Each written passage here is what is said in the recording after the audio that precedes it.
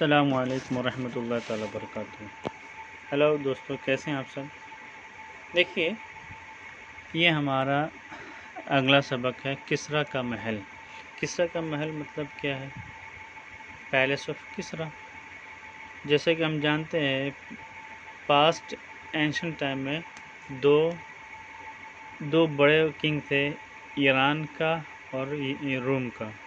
Kisra and قیصر، ہے نا۔ تو اس کسریٰ کا جو ایران کا جو بادشاہ تھا، اس کے محل کے بارے میں ہم چرچا کرنے جا رہے ہیں۔ چلیے ہم شروع کرتے ہیں۔ ان صحابہ کرام رضی اللہ تعالیٰ عنہم کے مزارات کی زیارت کے بعد ہم آگے بڑھے تو مدائن شہر کے تقریباً اختتام پر کسریٰ کے محل کی ایک دیوار اب تک باقی ہے اور عبرت کا مرقع بنی ہوئی ہے۔ رائٹر کہتا ہے کہ جب صحابہ کرام کے مزار کی مقابر کی زیارت کر چکے تو ہم وہاں سے نکل کر آگے بڑھے تو دیکھا کہ مدائن شہر کے اینڈ میں آلموسٹ اینڈ میں ابھی بھی کسریٰ کے محل کی ایک دیوار باقی ہے، یعنی ٹھیک ٹھاک ہے، بالکل ختم نہیں ہوئی ہے، ابھی بھی کچھ اس کے نشانات باقی ہے جو کہ عبرت کی مرقع بنی ہوئی ہے۔ یہ کسی زمانے میں دنیا کی عظیم ترین مادی طاقت کا وہی محل تھا جس کے کنگورے سرکار دو عالم صلی اللہ تعالی علیہ وسلم کی ولادت باسعادت پر گر گئے تھے۔ یہ دیوار اصل میں ایک زمانہ تھا جب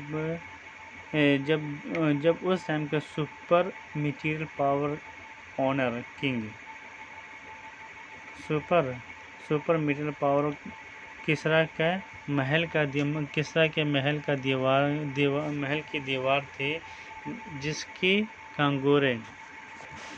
رسول صلی اللہ علیہ وسلم کی ولادت کی وجہ سے گر گئے تھے اور جس کی شان و شوکت حضرت صلی اللہ علیہ وسلم کو خندق کھودتے وقت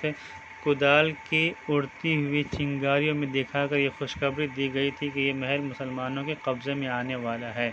اور جب رسول صلی اللہ علیہ وسلم خندق کھود رہے تھے، جب عرب کے متحدہ قبائل مدینہ پر حملہ کرنے کے لیے آ رہے تھے اور اس کی بچاؤ کے لیے رسول صلی اللہ علیہ وسلم خندق کھود رہے تھے، اس وقت رسول کی کدال سے نکلی ہوئی چنگاری کے اندر یہ خوشخبری سنائی گئی تھی کہ یہ جو عظیم محل ہے یہ مسلمانوں کے قبضے میں آنے والا ہے۔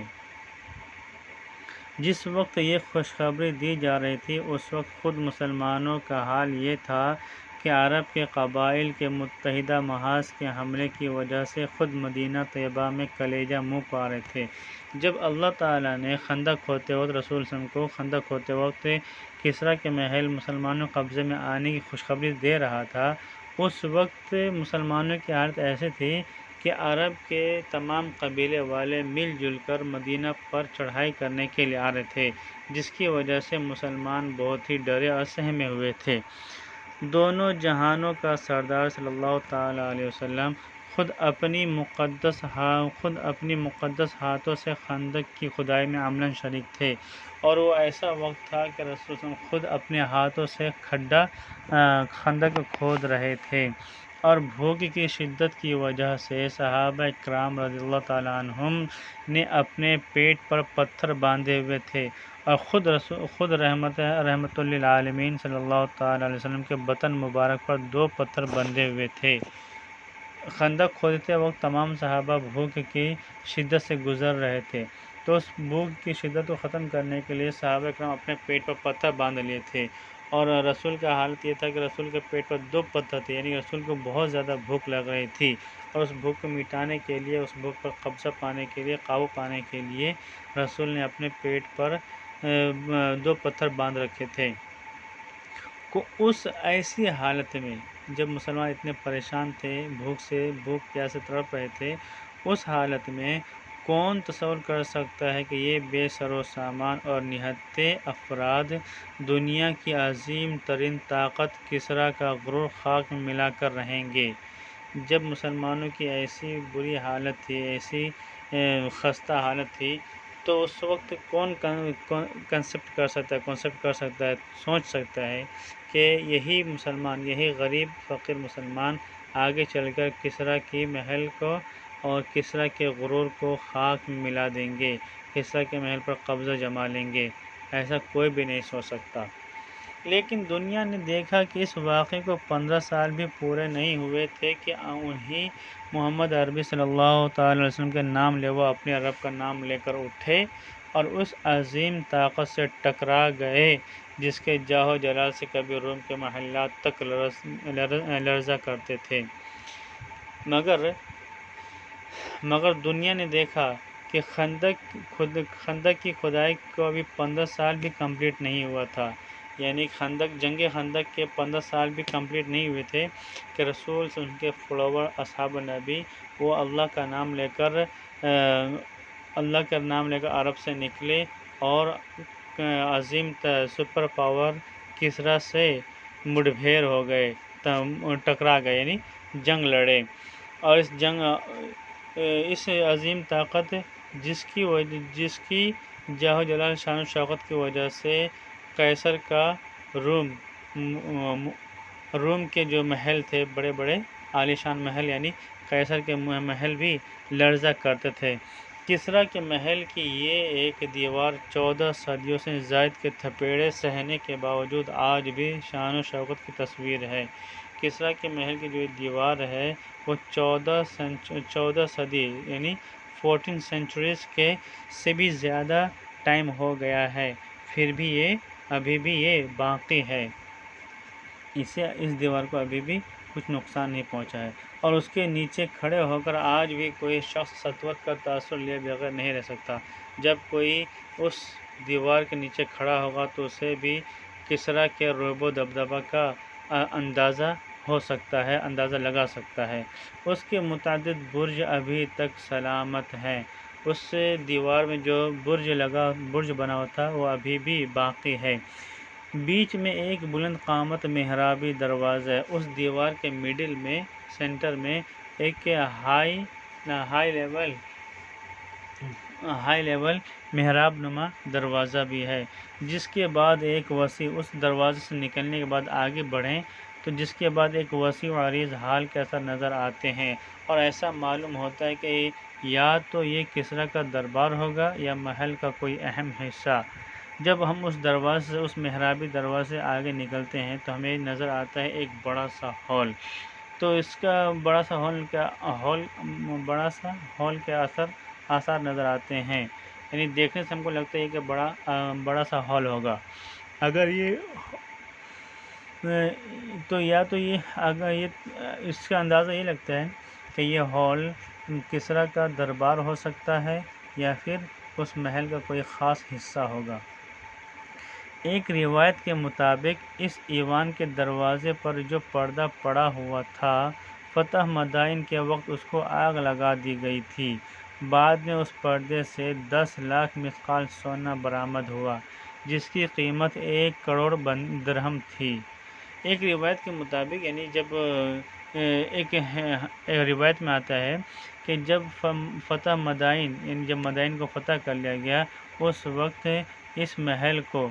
محل کے دروازے جو پردے پڑے ہوئے تھے اس پردے کو جلا دیا گیا۔ جلانے کے بعد اس پردے کے اندر جو سونے تھے ان کو جب ناپا گیا تو پتہ چلا کہ 10 لاکھ مثقال ہے۔ اگر جس کو ہم قیمت میں دیکھا جائے تو 1 کروڑ درہم کے برابر سونا اس پردے میں لگا ہوا تھا۔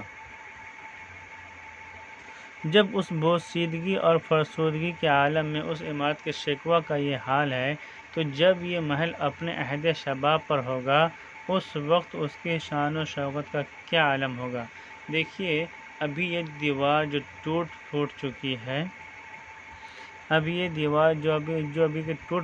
ہے، اس ٹوٹنے پھوٹنے کے باوجود اس کو دیکھ کر لگتا ہے کہ اس کا حال کتنا اچھا ہے، کتنا عمدہ ہے، کتنا اچھا نظر آتا ہے۔ تو بتائیے جب یہ بہت ہی مضبوط پورا محل ہوگا، یعنی اس دیوار پر پورا محل کھڑا ہوگا، تب یہ دیوار اور یہ محل کتنے اچھے ہوں گے، کتنا انوکھا ہوگا۔ اس کی سر بفلک فصیل اس دور کے لحاظ سے یقیناً ناقابل تسخیر ہوگی۔ تو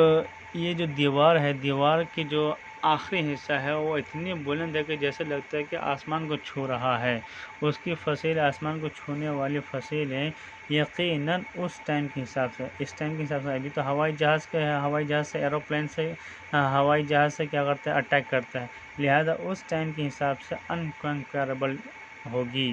اس زمانے میں دجلہ اسی فصیل کے نیچے بہتا تھا، اس لیے دریا عبور کر کے اس فصیل پر چڑھنا اور اسے فتح کرنا، جبکہ فصیل کے ہر قدم پر کھڑے ہوئے پہرے دار ہر لمحہ تیروں اور کھولتے ہوئے